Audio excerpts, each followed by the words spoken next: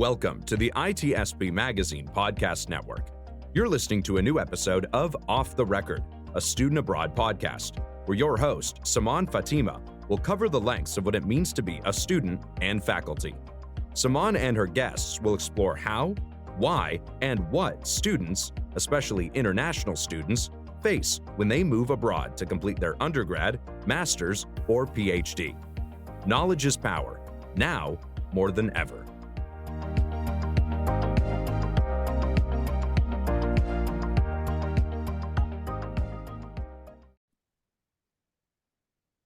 Hi everyone, we're back with another episode on Off the Record with me, Saman, on ITSP Magazine. And the saga just continues, and we're having more students, more stories, more to talk about on things. And I just try my level best to get as many degree programs so that it's all diverse. So this time we have somebody from the MBA side. So you'd learn more on that degree program. And also, it's just not somebody coming on F1, but somebody who was already here on a different visa and then went on to F1 visa, and then a lot of things around it. So this would be a good, experience for a lot of people to relate to and get out. And obviously, we have Shreya here. And we're so delighted to have her. And whoever has not seen her on social media, I've seen her and I love all her videos.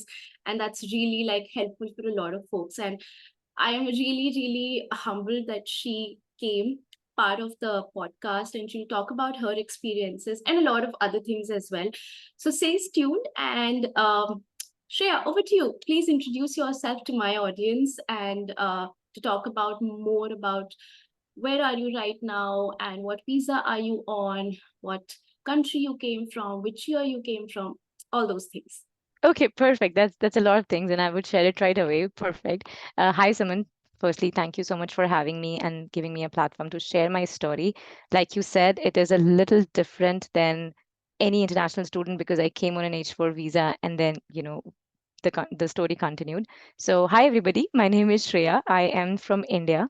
I come from Rajasthan, which is, I come from a very small hometown, and then I studied in Mumbai. I've done finance back in India.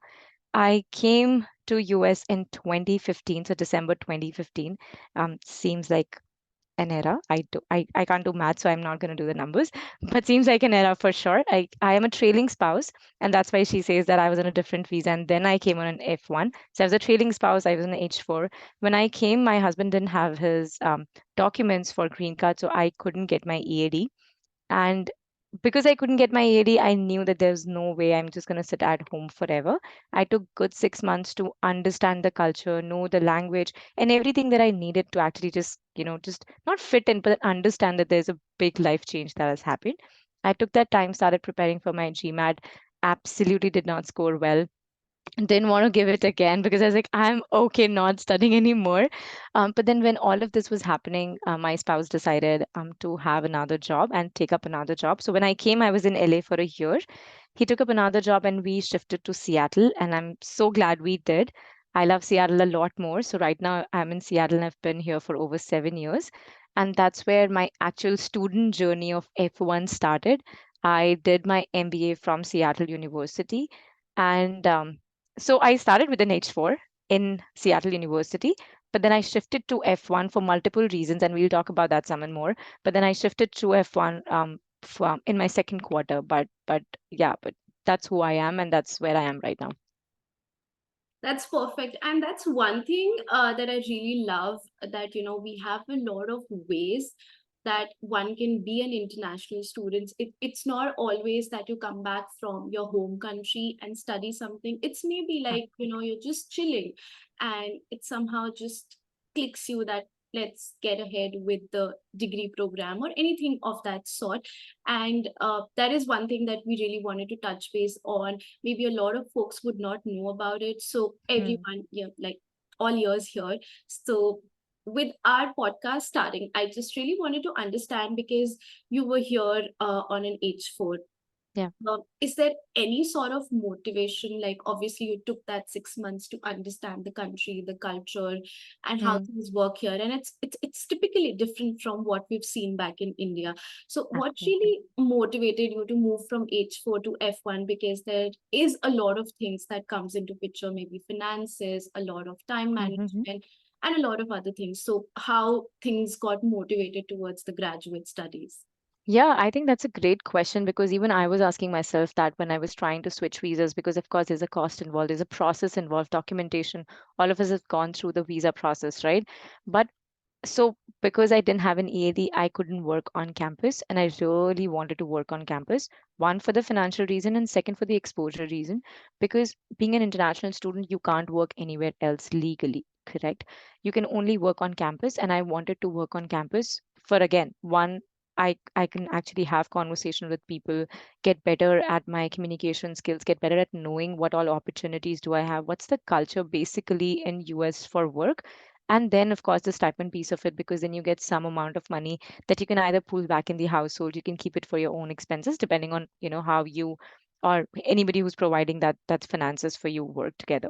But that being said, I would really say anybody who's coming here for a master's, either now deciding to do a master's, definitely think of an on-campus job, not just from the perspective of, oh, it'll give us some money, but then from the bigger picture of it'll give us some experience in the industry. You would get to know some of these tools that here that we use that we don't use back in our home countries.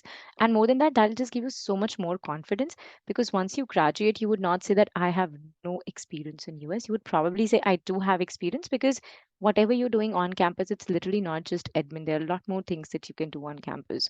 So my motivation definitely was like, listen, I just want to go out, meet people, and have my like start chatting with more people, not just my spouse's friends. And I know I'm like, people are not going to love me for that. But honestly, when I came here the first 6 months, I was just somebody's wife, and I was probably not okay about only that. And I wanted to have like my own circle. I wanted to have my own conversations with people. And I was like, come on, university is going to be the best place. And Someone, if you would hear, I was there starting 7 a.m. until 10 p.m. So my classes would end at 9 p.m. I would come back home at 10:30, have the glass of milk or the biggest dinner, and then just sleep for the next day and then get up at 5 a.m. again. And I did that for 2 years. I would do it all over again. That was supposed to be my next question. That Sorry. you like were rethinking on your decision that Shreya, what did I just did to myself? I was really having a fun time. And I took my life to 5 a.m. to 10 p.m. And I totally understand that's really a big step, and I understand and I really love it that you honestly came out of it that, we really want some motive in life. There's Yeah, some personal branding involved, and you know the visa thing is really crazy here in US. That's one thing, and very.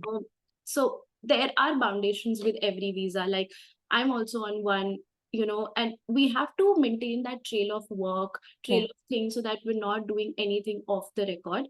Not yeah, just this podcast. yeah. So that Love was that. a great reason, and with on-campus job you get experience, you get a lot of networking opportunities because Yeah, the professors, they are like one, universal hub to a lot of, people around. So yeah. I agree that's like the best thing. But when we come down to the college here, Seattle University, so was it just like a, a comfort space being in Seattle, or you had like, bunch of options from where you chose Seattle Mm. University, and how did the curriculum and everything stood out for you that you chose this one?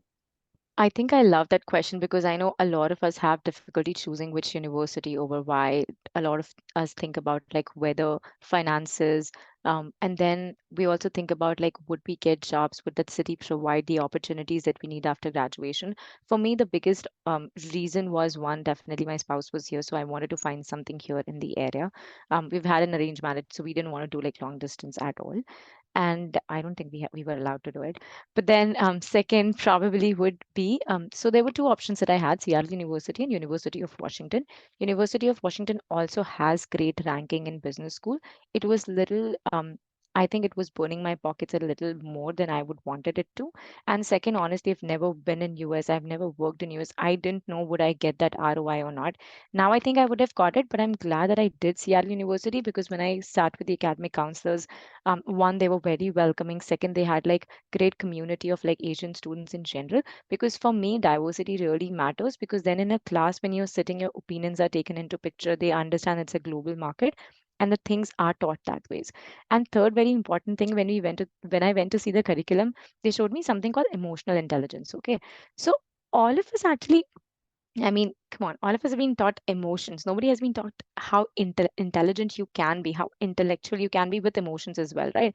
And I was like, listen, I'm just going to be here because this looks pretty interesting. And I always wanted to get into marketing because I wanted to be an entrepreneur like I am today. And I was like, let's just get started. So definitely curriculum, definitely how deep it was burning my pockets. And third, I wanted to be in the area. So I wanted to take something where I can just go and be with people. I don't have to travel. I don't have to do it hybrid and online. And at that time it was 2017. There was nothing like hybrid or online, right? So yeah, I mean, and looking back at it, and I'm glad I did, because on campus options, opportunities, everything that I got through them, I mean, I've become what I have become honestly because of Seattle University.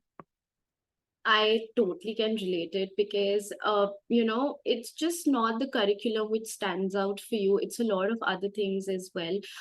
Online, we usually see the rankings and everything, but a lot comes out of the alumni and how they are catering towards students. And obviously, that really counts. Like, people may consider it as a cliche, like if you're coming to US, let's just get out of our community and explore more. That's Mhm. good, but somehow you still need your community around as well for times, but for times like those times you really need it. And I agree to that point as well. I really wanted to see some faces like Yeah, which can really help me cope up with things in the initial times, and then eventually I do have a lot of friends outside of the country or from US itself. That's totally fine, mhm, but that's the comfort space I totally agree with. So absolutely. yeah. So here we come, like Seattle University, all good, all sorted. We'll talk about the visa things a little later because I know, changes from H4 to F1 Yeah, needs going back to your country, getting stamped and coming back. So we'll yeah. return to the elephant of the room later. But Okay. for now, I really wanted to talk more about in terms of finances because that's Hmm. one biggest factor.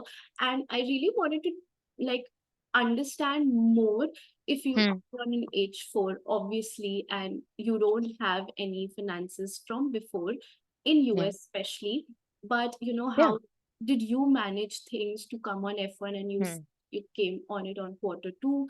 So if you can walk us through the finances, any sort of like, I know there are a lot of international scholarships that universities provide. Not Absolutely. all of them provided, but some Yeah. come in the form of TARA jobs. So anything that Yeah. you can highlight on that as well. Yeah, totally. So, yes, I mean, finances is a big factor when you're deciding or when you're becoming an international student. So, for me, so we'll start with the first part of it, that how are my finances tackled. So, of course, my husband was here. He has done his master's from here.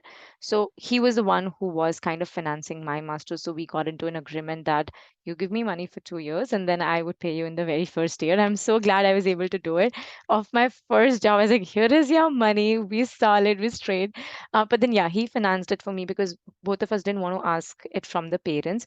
And when we chatted about our futures together, we like, I was pretty sure I wanted to do a master's because I'm a CSCS back from India, and I was like, I have to do a master's to like set things right for me in the next stage of my career. So we started with that. So my finances were like pretty straight. And because he had an IT job, I was not worried much about it. We were definitely living paycheck by paycheck, but I was not very worried about it, that where it's going to come like the next quarter fees, right? For me, it was around, and I'll give you some certain numbers because it must have changed from over there. I graduated in 2019. It was like around, I think, 850 per credit, and I had like 56 good credits. So I think it turned out to be like the total expenses of like printers, blah, blah, blah, retreats, all these classes turned out to be around like good 60,000 for my MBA. I got a little bit more than that in my first job. So, guys, you get your money back. Just definitely invest not just your money, invest everything that you have in those 2 years. into that program, like your energy, your social skills, your communication, your intellectual, invest that in your degree, you would absolutely get it all back, right? But then that being said, yes, there are a lot of scholarships. Seattle University does 100% provide scholarships. I know a lot of my international student friends have taken that. A lot of my classmates did that. They were filling the forms all the time, going back to academic counselors. I honestly didn't do it, Saman, because I thought me and my husband could manage it. I mean, we were in runs here and there, but I knew that we could manage it. So I didn't want to take the opportunity from someone who might would have needed it more than me. So I didn't even try for it. But I know Seattle University does have it, and most of the universities has it. It's always good to ask your academic counselors. It's always good to check on the website. It's always good to find an alumni on LinkedIn and ask, like, hey, this is where I'm going to get my next degree. What, like, can you suggest a couple of these questions? And then you can ask them. So I would say your networking should not start from the first day of your college, probably a lot earlier than that. I totally agree. And, I just made those faces because these numbers are still big for me because It is. FYI, I'm still in the first year after my college. So, Oh. but I would really support on that fact that, once you move from INR to USD, like when you start earning here, Yeah. um, it doesn't looks that much. You can still give back that money, Yeah. with your husband, father, or maybe Yeah. alone, because I'm seeing a lot of folks here. Things are easier if you have a good job Yeah. and you're getting good pay. But if it's not like a bar has to be set up, it's good. You can still give back because it's more of INR and USD conversion. So you're Yeah. always good. Just pray the rate just moves up and up. So that's good for you. But Totally. I just really want to add kidding. one thing to it, that have that motivation that it is a loan that you're taking from Yeah. somebody, and then you got to give it back. See, I'm mentioning my spouse because he was here. He did a lot of, the managing logistical things that I wouldn't manage otherwise. But then, if it even if it's your parents, even if it's you're taking from a sibling, make sure that in your mind you know that I'm going to repay them somehow.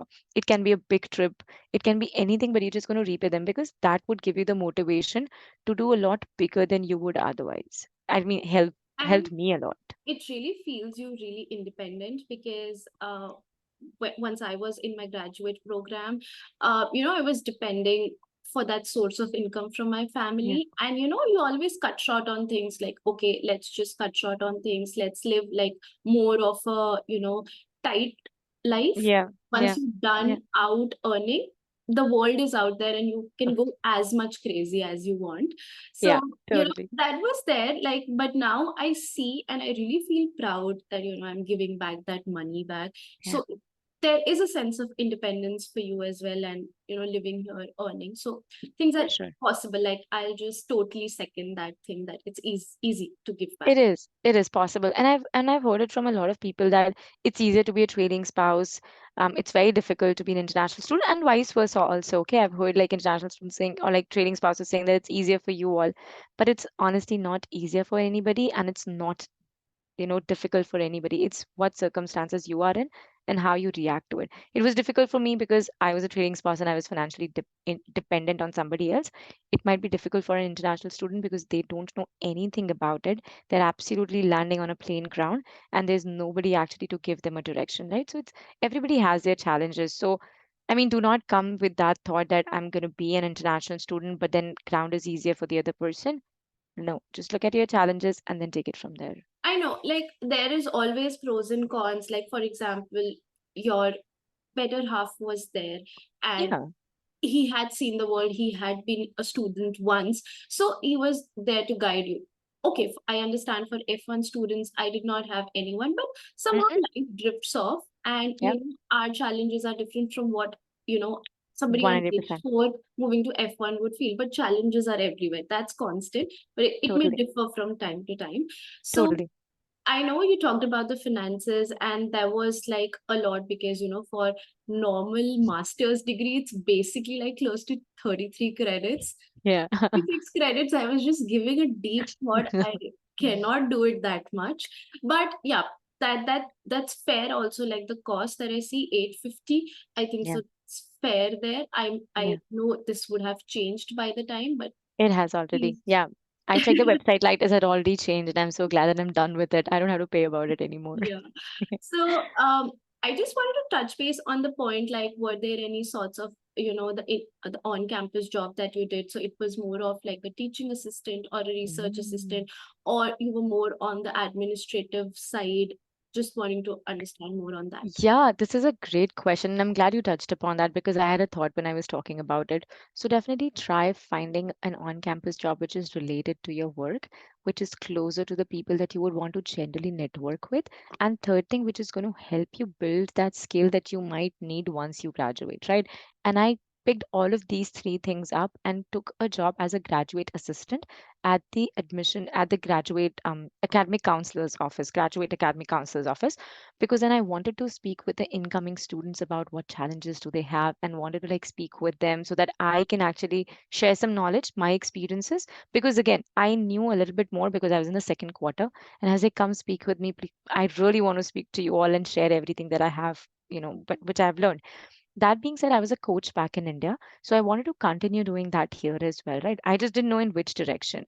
So when I came here and when I got the on campus job, I was super happy because I was indirectly trying to getting to coach these people about like what directions they can take, how they can utilize the next quarter, if their first quarter, what kind of electives they can take. So I would say yes, choose an on-campus job which is related to your work, which I didn't. That helped extremely because I started giving these orientation programs, I started delivering speeches and presentations there, so I could stand in front of a lot of people, which I would have been very scared in the first quarter, thinking that I don't have the accent, I don't have the language, I don't know what they want from me, right? We don't know the set of expectations that they have because whatever we've been taught in our home country might be different than wherever you go in the world, right? Not just US, anywhere. So it was very very helpful for me.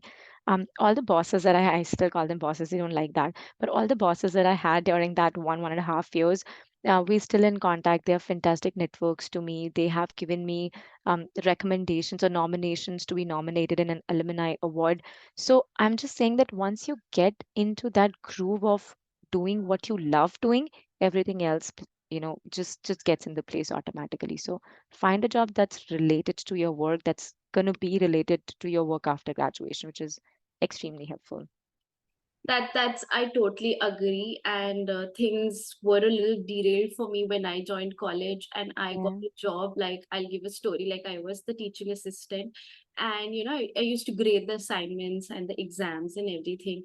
And there were students who used to just stand in front of me and, like, this is not the correct marking, we have mentioned the pointers and stuff like that. Mm. I was like, I don't want to be the bad person here. It's just the professor who just asked me, gave me those answer key. So eventually I moved being a research assistant, and I was fairly happy there. That Yeah. I don't want to face like negative things that, like, Hmm. give me 1 marks, give me 2 marks, give me that, give me that. And I felt like, no, I can't do that. No, Yeah, that's the good. professor would be doing it. So that was one place that I switched after one semester. And Hmm. the next 2 semesters I was an RA totally. So, That's good. I understand that part. Like, the obviously that is a part-time. You have to give 20 hours, you are paid for it, but Hmm. get paid for something you love it, because anyways Absolutely. the program is really heavy for you with the subjects and assignments and a lot of other things. And I understand 56 credits would have taken a lot of hard work from your end and time and burning that midnight oil and writing assignments. I understand totally. Totally. So that's like that's really fair on you talking about, like, search for those on campus job. And things really start from way early of you joining the college and not the Yeah, first day, so that totally. you're just not like, hi, hello, and things are almost gone by that time. Yeah, yeah, So totally. I just wanted to, like, understand how was your experience when you were here on H4 and moved to Hmm. H1 as a student. So how, and then later, you were working with couple of organizations, and now Yeah, an entrepreneur, like you wear yeah. that hat and you're your own boss. So, Yeah, how was the transition for you? Like, if you can give specific examples from, it's really an exciting journey for you. You've seen it's all, a lot. like, at least one, two, yeah, three phases you've seen, like as an H4, then F1, Yeah. and you working with an organization. How are things? And right now, how are things? Yeah, and I think when you were asking me that question, I was just thinking in the back of my, I was like, oh my God, a lot has happened in these 8 years, right? So yeah, so I came on an H4. I was on my H4 for almost 1.5 years until I got into my MBA, and then I decided to be on my F1 for the reasons I told you, for my finances and definitely to be able to work on campus. So I went to India and I got my F1 because that was the fastest way of doing it. I could have done a change of status here as well, but that was taking a lot longer, and I wanted to start my quarter with my F1 so I can start working in that quarter itself. So I went to India, I got my F1, and because I was already working, I didn't have to, go through a lot of questions, or it was not grueling. The interview was nothing. It was just they were just like, "Why do you want to switch?" And I was like, "Because I don't have an EAD and I want to work on campus." And then they were like, "Why do you want to work on campus?" And I was like, "Because I want to gain some experience and definitely like earn some money there so that I can have that pocket stipend or whatever." Everybody's interview is different. I've spoken to a couple of my friends and their interview was different. Mine was better because I had like very clarified answer, because when they asked like, are you going to work there later? Would you stay in US? And I was more like, my spouse is there, so I'm definitely going to stay there. I'm not sure if I want to work or not. I'm definitely like, I'm just figuring out what I want to do. I wanted it to be that subtle, because if they understand that you have this motive of like staying here forever, unfortunately they reject it sometimes. I've heard it a lot. So I'm just giving that, because it's off the record, I'm just giving that idea that you probably don't want to be you want to be very subtle about like what your future might look like after graduation. I um understand that. Sorry to cut you there, but no, not at all. specifically, like, I know I prepped all those answers, but I was really subtle there. Like, it has to be convincing in your tone Yeah, that, that's what you're going to do. Or it shouldn't sound vague, or, you've learned by heart and you're just talking about it. scripted. Yeah, I, and I'm glad that you said that, because I teach this to my clients that it's not the story that matters, it's the storytelling that matters. So you have that story, but then if you're not telling it right way, with voice modulation and with that impact, then they're just not going to believe it. But then yeah, fast track. I think I came here. I was in my F1, and my program was not a STEM program. So it only had like 1 year, and then 2019 I graduated, and 2020 beginning we also saw COVID happen. So right after 2019, after I graduated, I got into Microsoft. So I had a very good job, and everything was like really happy and whatnot. And right after Microsoft, I got into Amazon, and then when Amazon was happening, I COVID happened, and when I was renewing my H4, it took around, I really want to say 14 months, which would otherwise just take like, let's say 6 or 8 weeks to renew it with, your spouse's company. It doesn't take more than that. And when it's getting renewed, you can still work for 180 days, Summon. I'm not sure how much you know about H4. So if you have an H4, and then, sorry, if you have an F1 and then you've put a status, like change of status application, you can still work even if the change of status application is not being processed. You can still work for 180 days after the last day legally you could work. My 180 days were cleared, and after that I think also 8 months were cleared, and I had to I had to give up on my job on Amazon because my visa was not there because of renewal, and it was COVID. I couldn't meet a soul, and we were like there. It's only two of us in the house, and then I realized that, listen, financial independence is one thing. Yes, I probably now want visa independence as well, because I don't want to be dependent on somebody else to actually be financial independent, right? See, I don't have anything against the H1 and H4. The idea that COVID hit, that nobody could think about, and I lost my job and sat at home for 8 months kind of baffled my mind. So the next job that I got was at TikTok, and they were not ready to do my H1, and which is fair because they said that in the beginning they might not do it. The next job that I got was in Uber, and that's where the story of H1 came into being, because I told my manager I definitely would need it. And then they gave me the H1. So the idea to have my own H1 was definitely to get that visa independently of each other. So if anybody's jobs is affected, the other one can still run the household, right? I was very worried about the fact that, listen, if you lose it, are we gonna go home and like pack and literally go back home? And then we were worried about it, and I was like, I'm probably gonna ask my manager. So 3 months into my job, I asked them, and they gave me that. Fun part about H1B is you're on your own boss, kinda.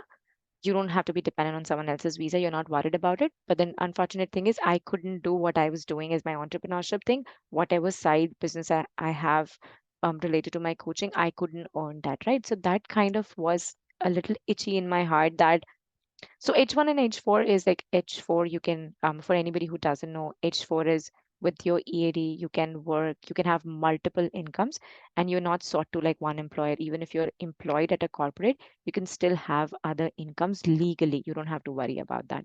But then you can't do the same thing on H1 because H1 is one single corporate bound. Um, so yeah, so I'm back on H4 now because I'm doing my coaching full time as well. So I Oh my God, look at, do you see that? The It's a roller full coaster? circle, yeah. It's a full But circle. that's it has something lot to learn about, because it's just not, personal independence, financial independence.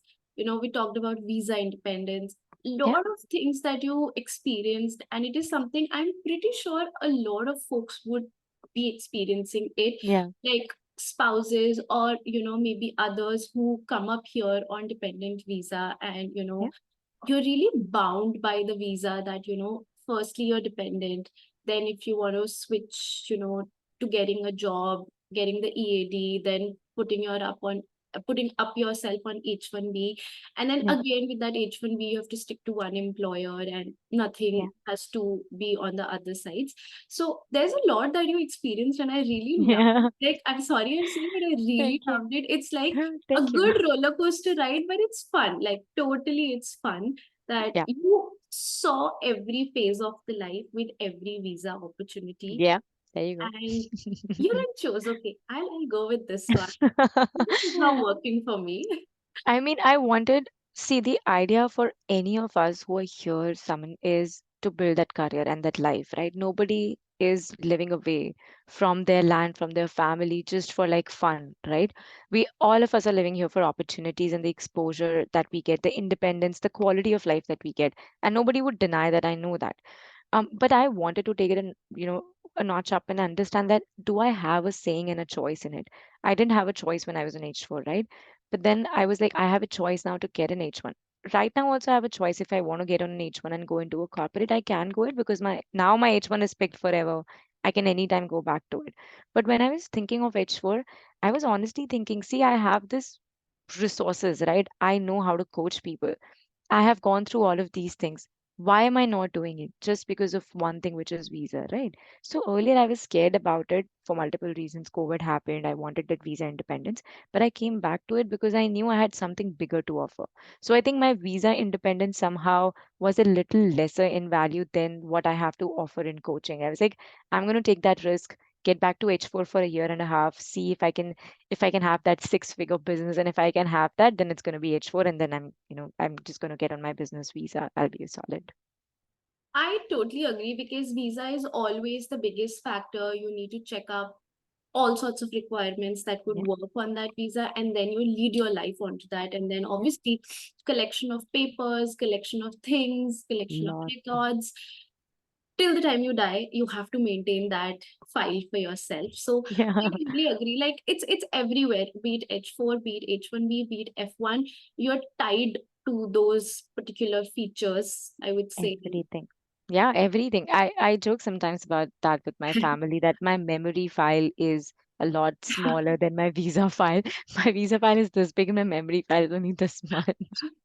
I totally agree, because there's a lot of things, like, basic is like, for example, you move from Seattle to, for example, LA. You know, I moved from Atlanta to Dallas, and I had to just remind myself, okay, I have to change my address. Where all I Yeah, have to change my address? yeah, This. And if yeah, it's yeah, missed somehow, you're done. yeah, yeah, So totally. I'll give one live example that happened with me a couple of days back. So my university email got expired. So, Oh, it's been like good 1 year that they let us use it after the degree program as well. So I used it for a couple of places for student perks. huh. And now things are getting on the, roads now, that, that email ID is not You working. can't use So it. yeah, Hmm. for example, I just checked up with my university DSO, 2 days back, that, I Hmm. would move to my personal email address. So can you please update it on my service Hmm. report? Hmm. So Hmm. that's couple of things that come up into picture when you talk about visa. You are not that free. You have to get yourself updated on all of the platforms. So that's one. Totally. Yeah. Totally. And then you have to keep all your documents ready, not just online. we're very much into like documentation, so we keep a copy, a physical copy of Yeah, each we're document, Indians. literally. We'll always I know. keep it copy. But that has come really handy, Yeah. sometimes when we have everything online and people like, No, we really need a copy," and we'll be like, "Here." And they'll just have like random five photocopies sitting in there. And it's like, why do we even have all this crap? But then at the right moment, it's actually being used. So we feel like it's, if you never, what do you say? Like, you're never enough prepared for it, I would say. Like, yeah, we we talk about a lot of things on the visa part, a lot of hassle, but we still love it here. Like we love maintaining those records, we love maintaining those paperwork. So that's one thing that's no questions unanimous. about it. Yeah, Yeah, because no the questions about it. opportunities, the lifestyle that we've maintained here, that's something that we don't want to barter on. So Totally. yeah, Yeah, that's the 100%. Yeah. so one big thing, I guess, my next question is for those folks who have worked as 9 to 5 in different organizations, Hmm. may have been working right now, but they have certain ideas at the back of their head to start. But because Hmm. of the visa things, they're not able to do it. So Hmm. I know you've worked with really, immensely amazing opportunities that you've got with couple of organizations from Yeah. Microsoft, Uber, TikTok, and Amazon. They're all big Yeah. organizations with a lot Yeah. of experience and a lot of finances as well, which you could have covered up. But Totally. leaving those jobs and becoming an entrepreneur, I know it looks simple, but it would have taken a toll on you on Yeah. a lot of terms. So I just want to ask this question, that how was life from being a 9 to 5 to now being an entrepreneur? What are the Hmm. few things that really kicked off for you? What are few things that Hmm. did not went or Hmm. may have taken some time for you to adjust, so that we talk about those set of people who really want to do it but Hmm. may are stopping themselves because of few other reasons and they're still continuing with their 9 to 5.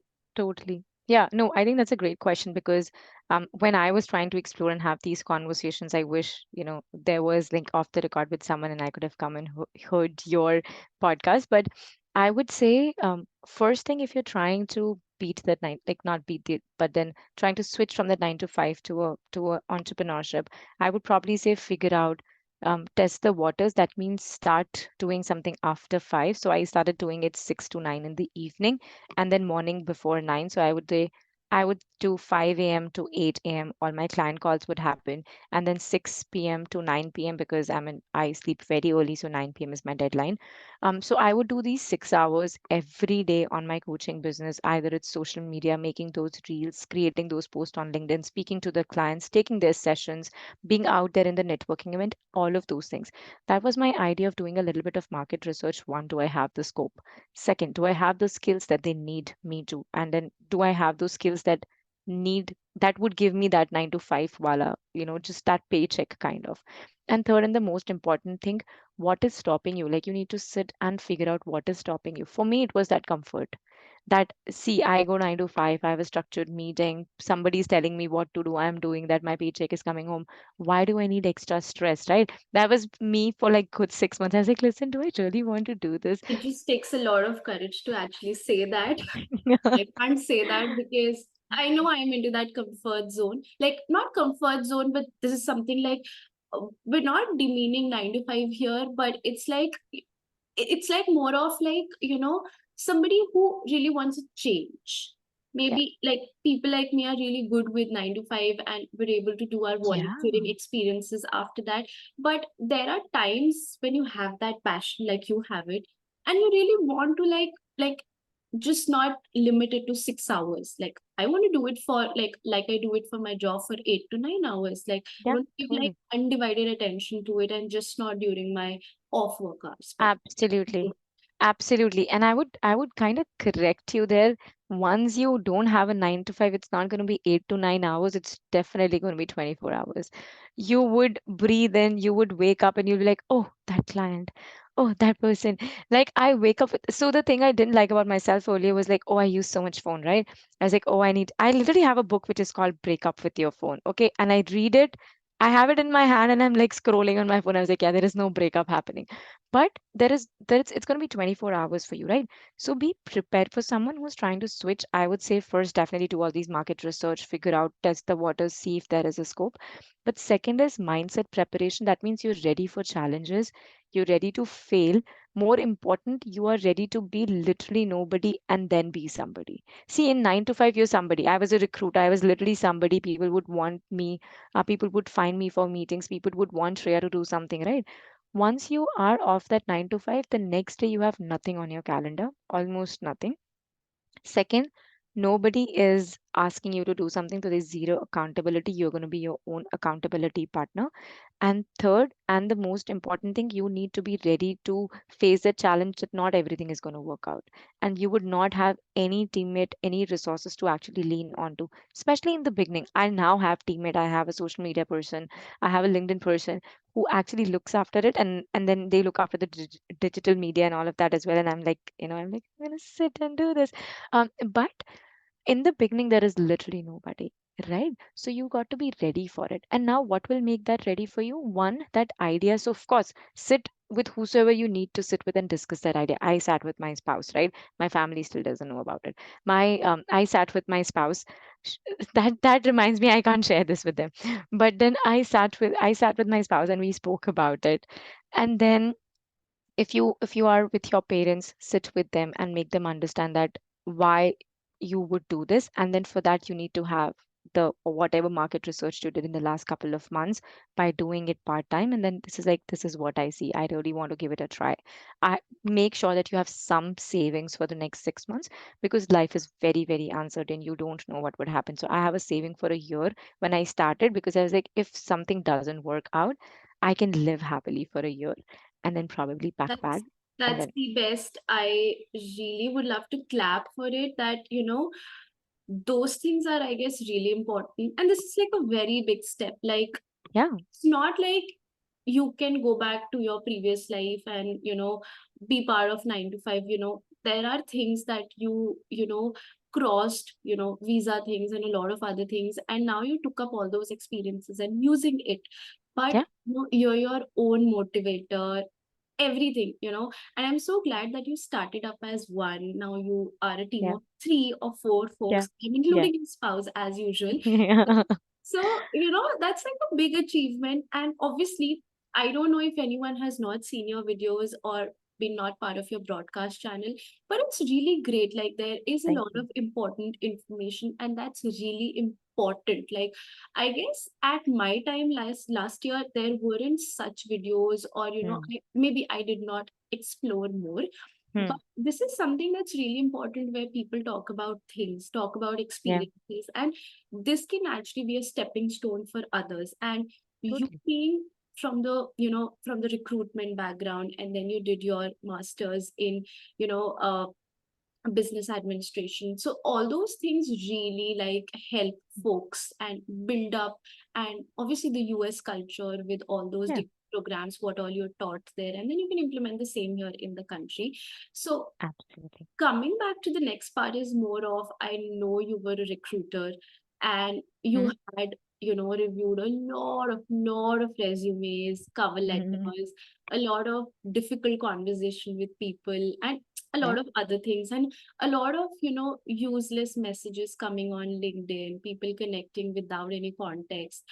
yeah, So I just want you to quickly like talk about. I know there could be a lot of do's and don'ts there, which yeah, you have seen, and that's what you are using it with the current, work as well, so that you express much as a recruiter and make people totally. realize things. So anything that you want, like that stood out as the major don't, or the major like this has to be done ASAP, like you can't skip it at all, or way of communication, cold messaging, like Yeah, how did you perceive it, and how obviously I know there are things that you organize at your end to talk about all hmm. these things. I don't want That's to okay. drill Yeah. down much more, Oh, but not at all.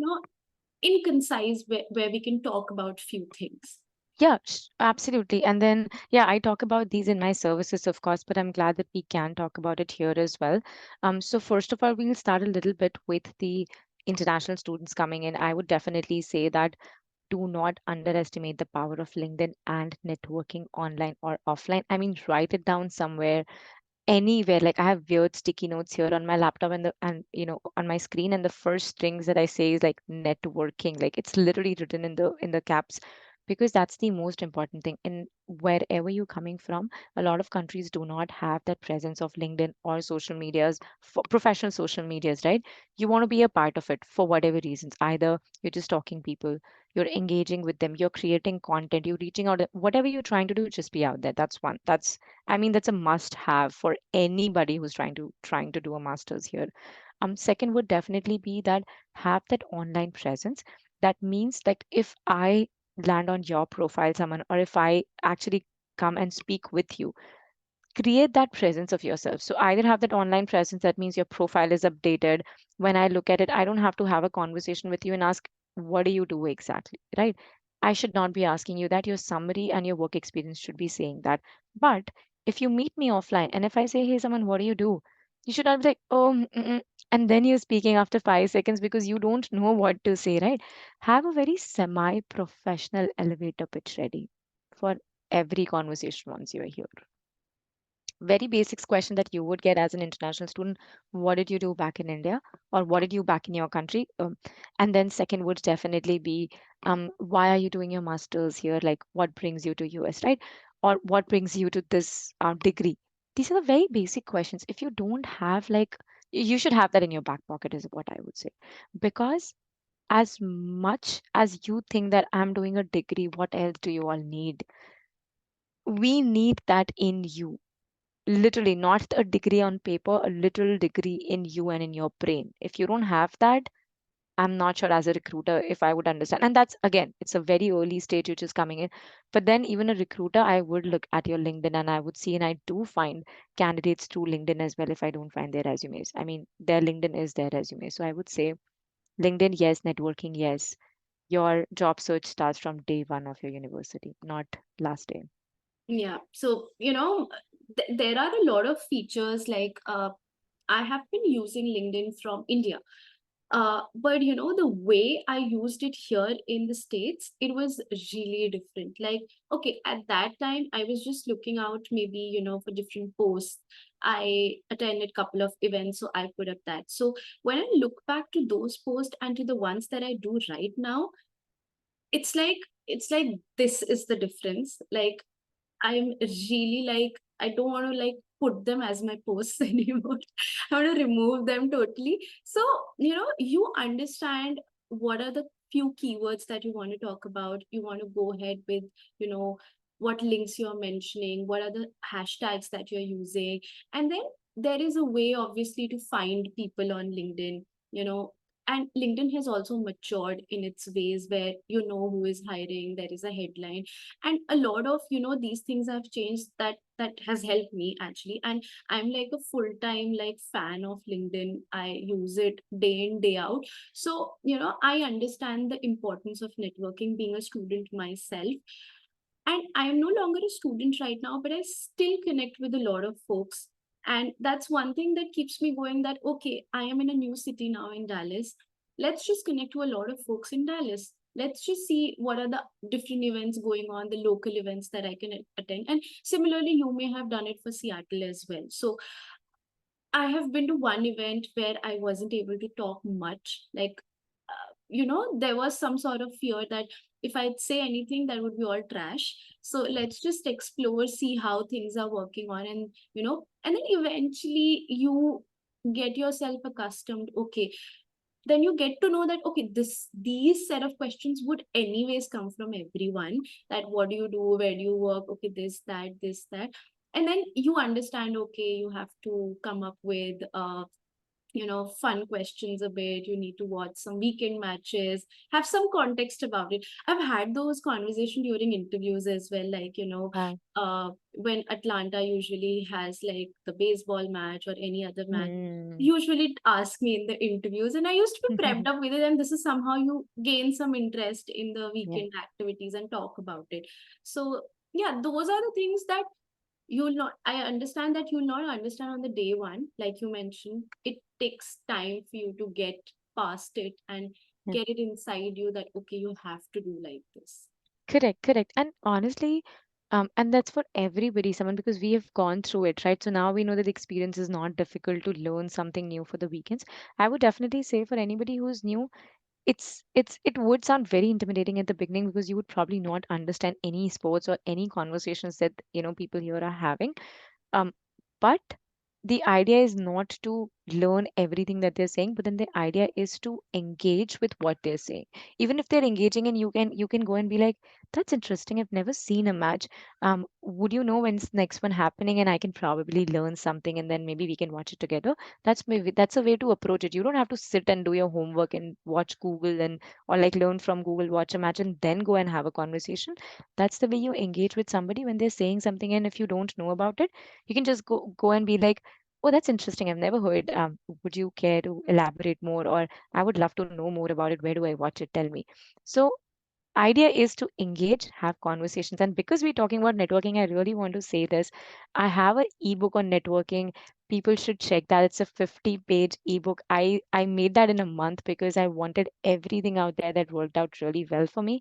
And that's there on my social media. That's my shameless plug-in, but then I really want people to look at it. No worries. I really want people to come and spam you. I would really love it. Like that would be my biggest win through this podcast. So we'll have like everyone, don't be stressed. We'll have all her, social media handles, her ebook link, everything down in the description. So you're not losing out on anything. Stay there, we're all good. I am that kind of a person. If I hear anything, I'll just open a different tab and start searching. So I just wanted to like tell everyone, you can just scroll down, see in the description, you'll have everything. And obviously, since we're talking about the ebook, I really wanted to ask you, for my audience here, whoever is listening, do you have any recent workshops, anything that they should be excited about that should come out on your social media soon and they could be part of it? Absolutely, absolutely. I'm glad you asked. So every month I do one workshop on TopMate, for multiple reasons. One, because I just want to be out there, answer questions without taking any money in return. But then also, second most important, this is a way that people can actually say that resources are available. Come meet the other community, other people who might be job seeking, or who might be looking for other resources. So yes, my I don't have a fixed date, but one is coming in August, and everything would be available. My social media, I'm loud out there. You'll probably listen, hear everything that's happening throughout the day on my social media. So find me. LinkedIn and Instagram are the best places to find me.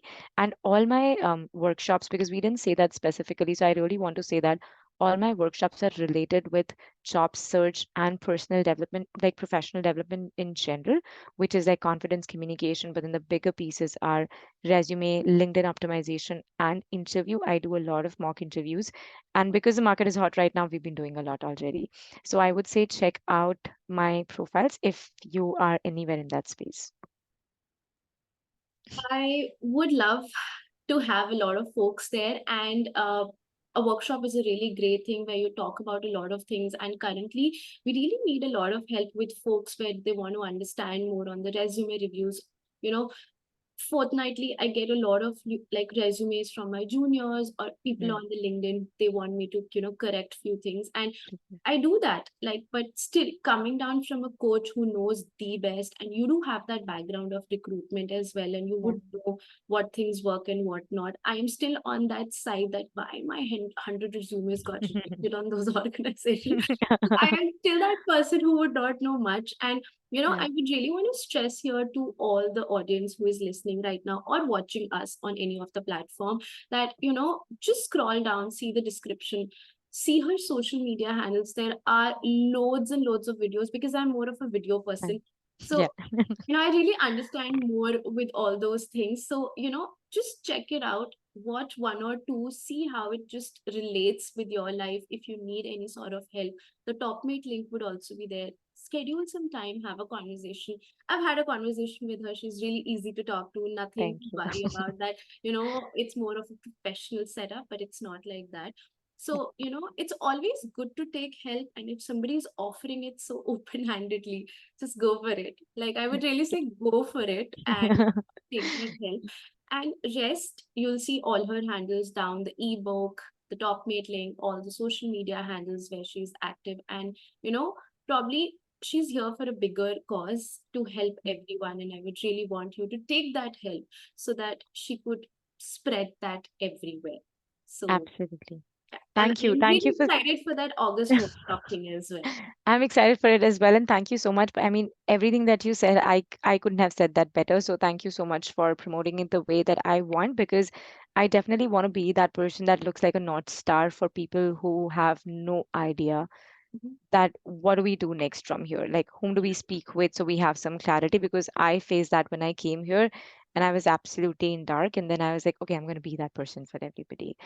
So I'm glad that you found me. And when we were talking about LinkedIn, I really wanted us to say that that's how we found each other. Yes, So, that's how, like, yeah. I stalked her. Like she mentioned, you could stalk people. I stalked her. Then I stalked her on Instagram. And, that's how we connected with each other. And, I called her up as a guest here.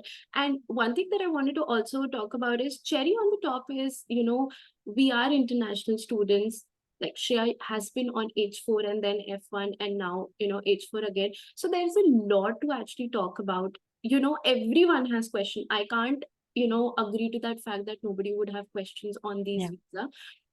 They would have, and she has a lot of things, and plus an MBA degree as well. So it's like a club of a lot of things that you can ask her and touch base with her. And as we mentioned, like we got hold of each other from LinkedIn itself, so it's Yeah. not like we met anywhere or anything of that sort. I've been stalking her, and then I reached out to her that if you would love to come and talk about your experience, because this one is different. And I Yeah. know a lot of us are on H4, or maybe, something needs to be worked out there. So this is more of, for those people and anyone else who is also, on wanting to come on F1 to Seattle University. So that's another thing on the boat. So Absolutely. there was a lot of things discussed, and I really loved talking to you before and now during the podcast as well, that you shared everything very honestly. And that was something that I really wanted everyone to know. And this was a different case as well, where you have gone through multiple visa Yeah. checkpoints. But at last, you want to share anything for the incoming international students or to the current H4 people? Anything as your advice that you want to give out? I know there were a couple of them during the podcast, but something Yeah. wrap up at the end. Totally. So I'll give like two advices. One is for the F1 students who are now coming to US. I would definitely say that um, think what factors are in picture when you're deciding a university. And then second, degree is not just a piece of paper. Degree is everything you put in for those 2 years, because your ROI would definitely be through networking, through what you learn, communication, events that you've been part of, even as stupid as like inviting a guest speaker from outside and nobody showing up, but then you were showing up with skills of leadership, organizing, figuring out things, reporting documentation, whatever. So just be out there. Don't just worry about the assessments, assignments. Just be out there doing anything and everything that you can and should be doing, depending on your talents and skill. And then for H4 people, I would definitely say if you haven't thought about doing a degree, I would definitely say do a degree if your finances allow that. Sit and speak to your family, to your spouses, and then make sure that you kind of pay them back or pay back to the household somehow, because that'll give you a very big motivation to do it well. I agree to that point, and independence is something which will come from on all the directions. So that's something Totally. to like think about. And if not, talk to her. Like, Find me. see those pointers. Yeah, find me in the description box. So, I had yeah, such a great time chatting with you. I mean, this was really good. And thank you so much for finding me, stalking me, like you say. And then thank you so much for showing so much love to my work, because again, as funny content creators, everybody get that love, right? But when you're trying to do something very educative, it becomes difficult to know if if it's actually reaching the it's right audience really and if people are amazing. loving it. Yeah, it's really Right. amazing. And I think like it should reach to the broader audience. If it's not, I think so it is. But if it's not, and through this podcast, people listening can actually go up and see those. And if it helps like one or two folks, I think so it's like a bigger Oh, wow. achievement for us. Like Yes, that's the impact that we're talking about. And you totally. know, I know it would have taken you many days, many hours, a lot of things on stake to, Yeah. get out with this and help. So that's like really commendable. And I'm really thankful for you to have that. Yeah. and helping everyone with your experience. And people are getting help there. So I've seen all those videos, so I can say, but for others, I'm just pushing them. Absolutely. Thank you so much. And like I said, like I've learned it from somebody. I just want to keep that going on. So I just want to teach somebody else as well. Yeah. So Thank you so that much. was like a good wrap up, and I want to say thanks again, Shreya, for being here on ITSP Magazine. And people Thank would you. be loving hearing you sharing all those things. And touch wood, I really want you to be spammed everywhere. Thank you. I hope that happens. I hope that too. So see you everyone again soon with another episode with another story. And yeah, bye everyone. Stay safe.